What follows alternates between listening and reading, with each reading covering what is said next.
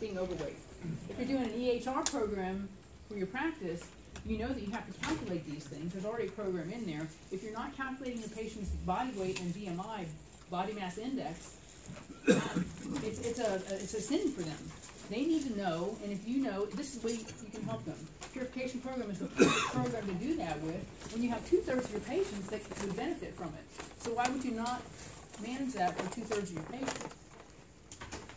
So here's a little scope here. This is when we're all really democratic. I mean, not really. That's just the blue state. So in 1986, CDC was sitting around going, you know, we don't have Zika, we don't have Ebola yet, so we need something to do. So we're going to track, you know, obesity rates. And they do from 30 pounds.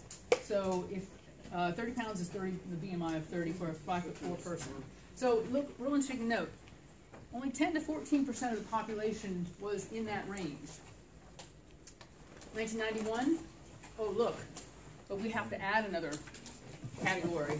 1997, we've added another category. And as you notice, Mississippi, always the fattest state. 2001, look, Mississippi, we're at this again. But now we're 25% of our population is that. 2010, we added another category. 30% of our population is overweight or obese. If you have no other reason to do the purification program in your practice, here it is right here, 2/3 of your patients, right here. This is the United States. 2014, we've had to add even another category, which is 35%. That's scary. And the numbers on that, we hear them. If you don't know the numbers and you're not telling your practice this, they need to know this. They're part of the problem. And if you're not telling them, then you're part of the problem.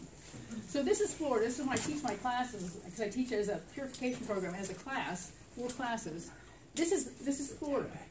This is last 2013 stats. But if you look right here, healthy weight, 35% of our patients. Overweight and obese, 62.8%. This is Florida. This is us. 62.8% of our patients are overweight or obese. If we break it down, 36% are overweight and another 26% are obese. That's a lot of work that needs to be done there, and it's our responsibility to do that. So that's really huge, and when we look at this whole trend, why did that happen? Well, in the early 1900s, 1980, we started not using real butter because we had to do margarine, because why? It was better for us. And whole grains decreased. We started getting refined, sugars and refined grains in our foods. Dairy products increased. Cheese increased 400%. We're not all French. We did, and how many people know? And I get in trouble doing this. When you go to a restaurant and you want cheese on something, first thing I'll ask them, I say, "What color is your cheddar cheese?" What do they say? Yellow. Is milk yellow? No. Cheese is all white. So if they're eating a cheese that has color to it, they're not eating really cheese. They're eating cheese food.